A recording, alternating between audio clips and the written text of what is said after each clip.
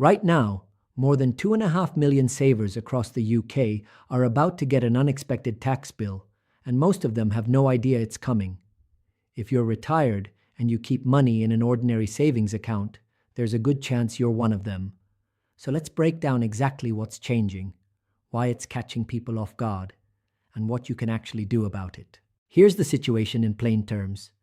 Every UK saver gets something called the Personal Savings Allowance. It lets you earn a set amount of interest each year without paying a penny of tax on it. Basic rate taxpayers get £1,000 of tax-free interest.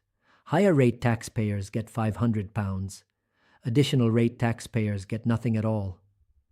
Sounds simple enough, right? Here's the problem. That allowance hasn't moved since 2016. Not by a single pound. Meanwhile, interest rates have gone up sharply since then, which means the same amount of savings that used to earn you well under that tax-free limit is now pushing right past it. Think about what that actually means in real numbers.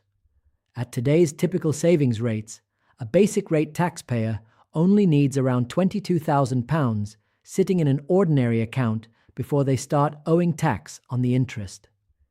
For a higher rate taxpayer, that threshold drops to around £11,000. That's not a huge sum of money. That's an ordinary rainy day fund, or a modest chunk of retirement savings sitting outside a pension. And here's the part that catches people off guard. You don't have to fill out a form or make a decision for this tax to apply. If your bank reports interest above your allowance to HMRC, the tax gets collected automatically, usually by adjusting your tax code the following year, so the bill often arrives as a surprise, sometimes months after the interest was even earned.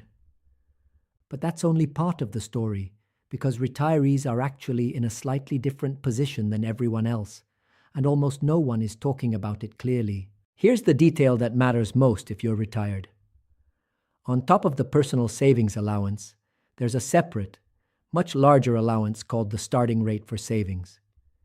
If your other income, say your state pension and any small workplace pension, comes in under £17,570 a year, you could be eligible for up to an additional £5,000 of completely tax-free interest.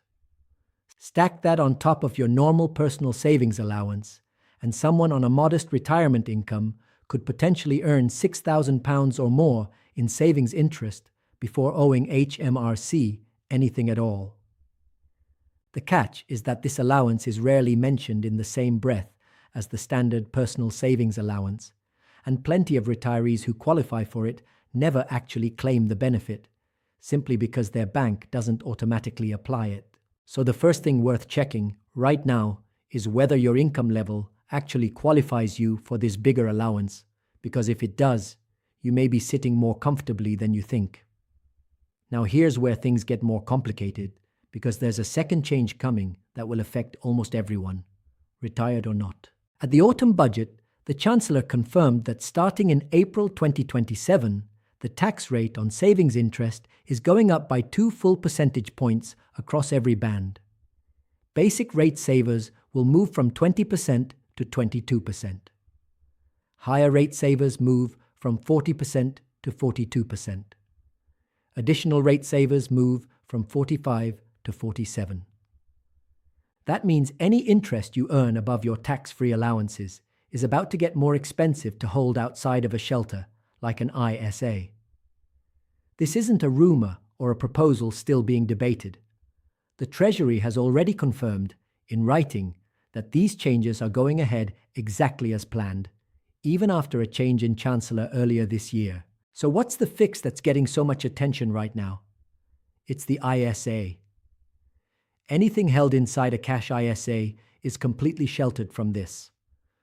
No personal savings allowance calculations, no starting rate for savings thresholds, no tax on the interest at all, regardless of how much you have sitting in there. And this is where the story takes an interesting turn, specifically for retirees. Here's a detail almost nobody is explaining clearly. The government is also cutting how much people under 65 can put into a cash ISA each year. Right now, everyone gets a £20,000 annual ISA allowance. From April 2027, That drops to just £12,000 a year for anyone under 65. But if you're 65 or older, that cut doesn't apply to you. Retirees keep the full £20,000 cash ISA allowance every single year with no reduction at all. Think about what that actually means. Starting in 2027, retirees will have a bigger tax-free savings allowance available to them than younger savers will. At the exact same time that tax on interest held outside an ISA is going up for everyone. That's not a coincidence anyone is forcing on you, and nobody is confiscating money that sits in an ordinary savings account. But it does mean the gap between keeping money in a taxable account and moving it into a tax-free ISA is about to get wider, and retirees are in the best position of any group to take advantage of that gap, simply because they're not facing the same allowance cut that younger savers are. There's another wrinkle worth knowing about too. Starting in 2027, new rules will stop people from shifting money out of a stocks and shares ISA and back into a cash ISA freely, the way you can right now. That flexibility is being tightened specifically to stop people from working around the new lower cash ISA limit. Again, this mainly affects savers under 65, but it's part of a broader picture of the ISA system becoming more structured and less flexible over the next couple of years, which is exactly why financial commentators keep saying now is a good moment to review where your money actually sits. So here's the real question this raises. If you're retired and you've got savings sitting in an ordinary account outside an ISA, what should you actually be checking? Start with the basics. Add up all the interest you're likely to earn this tax year across every ordinary savings account you hold. Then check which tax band you fall into based on your total income, including your pension. From there, work out whether you actually qualify for that larger starting rate for savings on top of your normal allowance. Because if your income is modest, that alone could mean you owe nothing at all. Only after that should you look at whether some of your savings would be better off sheltered inside a cash ISA, especially with your fuller allowance protected past 2027, while younger savers face a cut. None of this means you need to panic or rush to move your life savings somewhere new tomorrow. There's no cliff edge here, and the tax rate increase doesn't land until April 2027, which gives you real time to plan properly. This also isn't personal financial advice tailored to your specific situation, because everyone's income, savings, and tax position are different.